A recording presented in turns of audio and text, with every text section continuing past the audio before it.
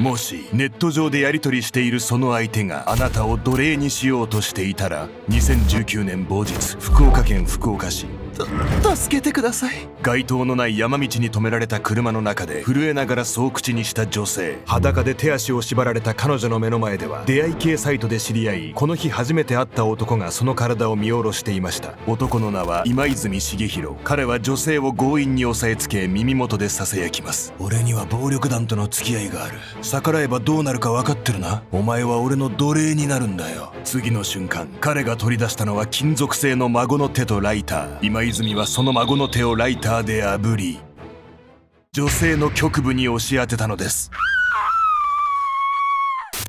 出会い系サイトで知り合った女性を次々と性奴隷にしていく男。女性たちが強いられた地獄の生活とは。彼女たちはいつでも逃げ出せる状態にもかかわらず、植え付けた思い込みに縛られていたんです。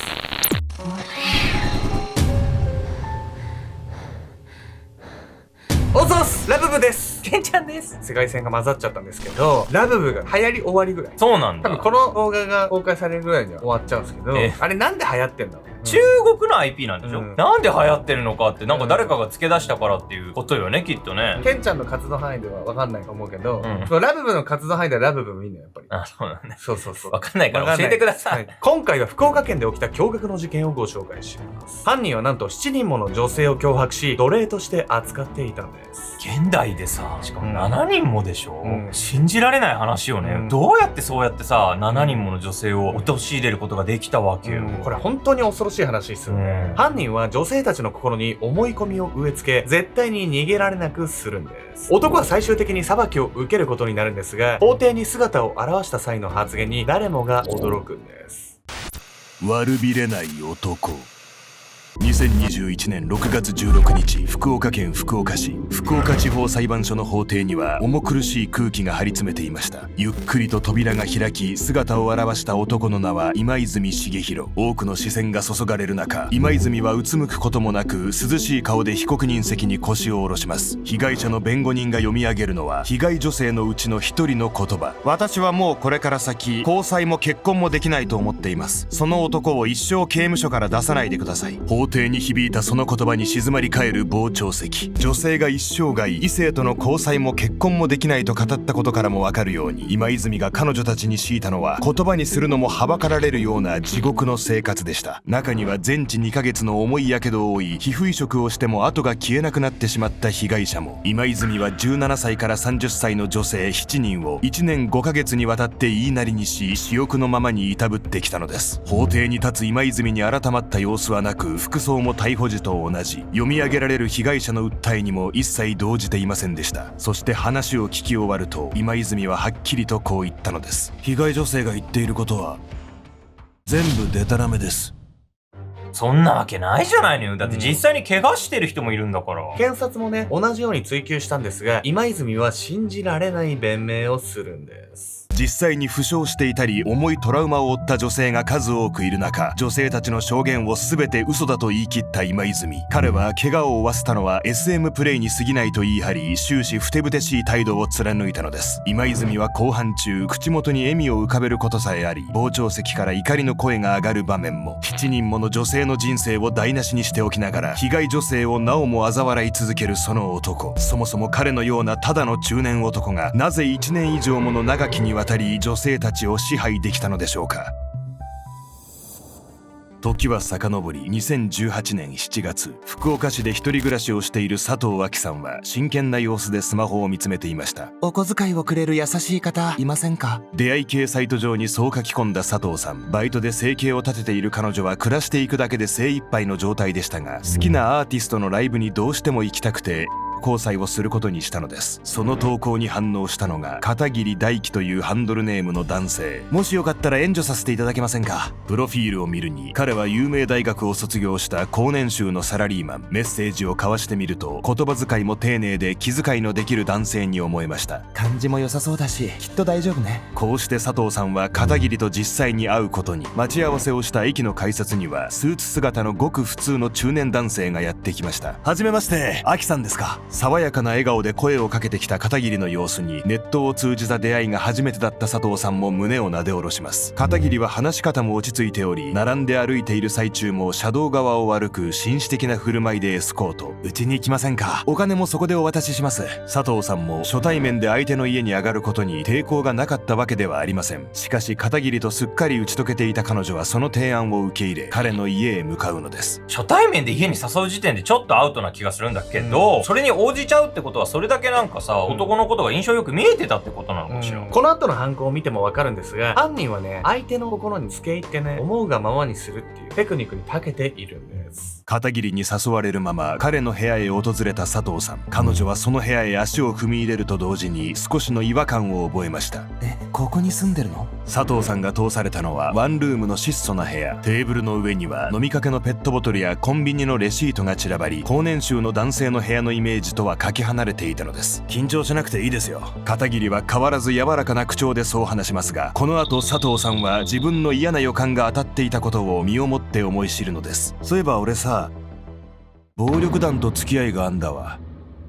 何気ない会話をしていたかと思えば唐突にそう切り出した片桐。佐藤さんは彼が何を言いたいのか理解が追いつかず顔をしかめます。お前もう逃げらんねえよ。それに怨行って犯罪だよな。警察に通報したらどうなんだろうな。片桐の言葉に佐藤さんはようやく自分が置かれている状況を察しました。一気に顔をこわばらせた彼女に片桐は続けて1枚の紙を差し出します。愛人契約書。そう記されたその用紙には毎月数万円の謝礼と引き換えに性的関係を結ぶという内容が記されていました。痛い目に遭いたくなきゃさっさとサインしな。睨みつけるようにしてそう言った片桐に佐藤さんは従うほかありませんでした。その愛人契約書は片桐がネットの情報を頼りに法的効力があるように見せかけて作成したもの。サインした以上逆らうことはできないと信じ込んだ佐藤さんはそこから彼の言いなりになるしかなかったのです。そして皆さんもすでにお気づきのように、この男こそが7人もの女性を奴隷として支配し、彼女たちの人生を台無しにした今泉重弘。片桐大樹は出会い系サイト用の偽名でした。有名大学を卒業しているという話も高年収のサラリーマンだという話も全て嘘で、契約書に書かれている謝礼を払うつもりなど毛頭もありません。実は今泉には600万の借金があったのですが、彼は強盗や強制性交などで7回も捕まっており、働き口を探すのも容易ではありませんでした。多額の金銭は必要だが逮捕はされたくない。その考えから今泉は女性を逃げられないように縛り付け、長期的に搾取することを思いついたのです。600万の借金を一人で負担させるのじゃ足りないから7人も従いさせたってこと？その通りなんで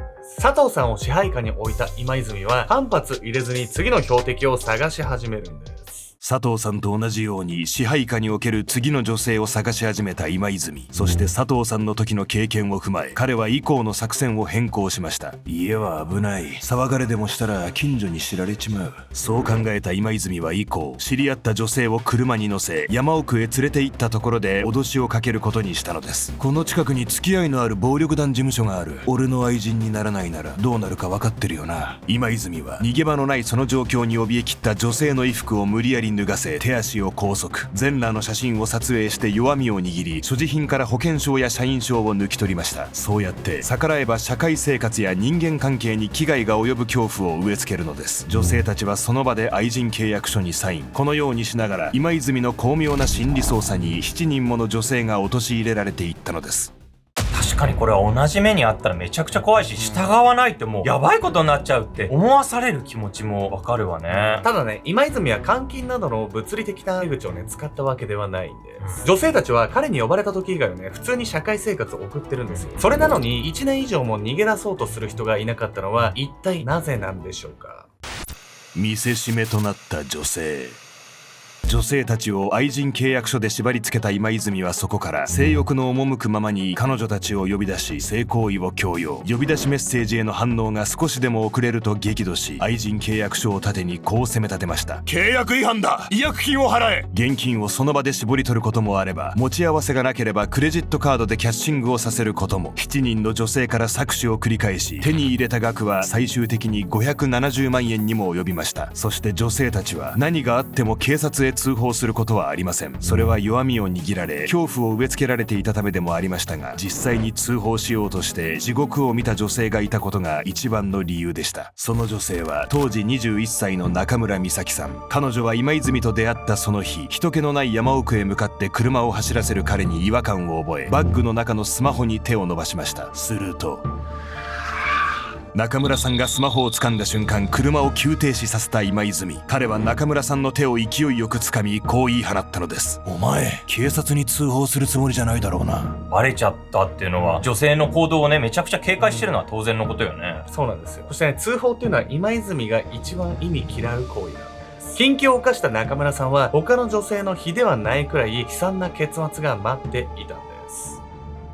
車にガソリンが積んである。いつでもお前を焼き殺す準備はできてるんだ。服1枚で帰るか死ぬか拷問されるか、3つの中から選べ。中村さんが警察に通報しようとしたことを知った今泉は顔を真っ赤にして彼女を怒鳴りつけた。怪しいとは感じていたものの、想像もしていなかった選択肢を並べられ、中村さんはその身を恐怖に震わせた。やめてください。中村さんの服を無理やり脱がせ、ロープで縛り付ける今泉。そこまでは彼にとっていつも通り。それだけで済むはずはなかった。その目に涙をにじませる中村さんをよそに、今泉は金属製の孫の手とライターを取り出した。そして孫の手の先端が赤くなるまで炙ると、それを中村さんの局部に押し当てた。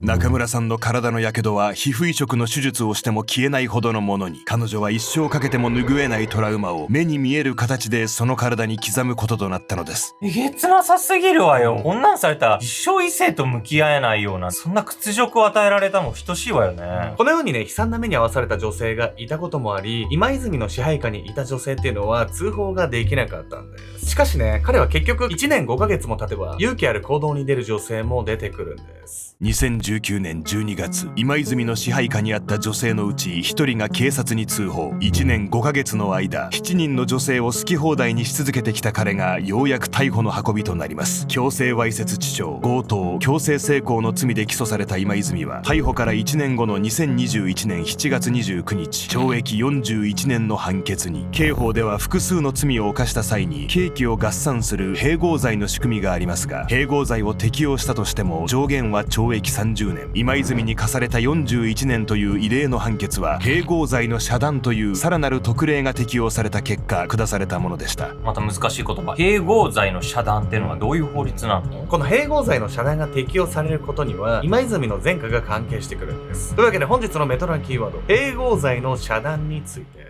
日本の刑法には、同一人物が複数の犯罪を犯した際に刑期を合算する併合罪の仕組みがあります。併合罪の決まりは、一番重い罪の刑期にその2分の1の刑期を加えるというもの。日本の有期刑の上限は原則20年ですが、併合罪の場合その2分の1が加えられ、最長で30年になることがあります。さらに今泉の判決には、併合罪の遮断という規定が適用されました。これは今泉が7人の女性を支配下に置いていた最中の2019年10月に別の事件で執行猶予付きの判決を下されていたため、併合罪でまとめられるのは判決確定前の罪だけ。犯行の途中でまた別の事件で有罪となれば、その後の罪については併合の対象となりません。そのため今回の事件については、今泉が別件で判決を下された2019年10月までの期間のみが併合罪となり、懲役16年に。以降の2019年10月から12月までの罪についてはまた別個に判決が下され、懲役25年、それぞれを合算して41年という判決に至ったのです。判決確定後、今泉は控訴上告しましたが、いずれも棄却。2022年6月23日に刑期が確定となりました。今回の事件において、今泉は愛人契約書と銘打った紙切れや弱みを握ることだけで女性を完全に支配していました。常時監視されているわけでもなく、逃げ出そうと思えばいつでも逃げ出せるその状況。それにもかかわらず、7人もの女性が屈してしまう犯罪者が存在したことには恐怖を感じずにいられません。あなたには絶対に逃げ出せないという思い込みで長く縛られた経験がありますか？その時何がしがらみを断ち切るきっかけとなりましたか？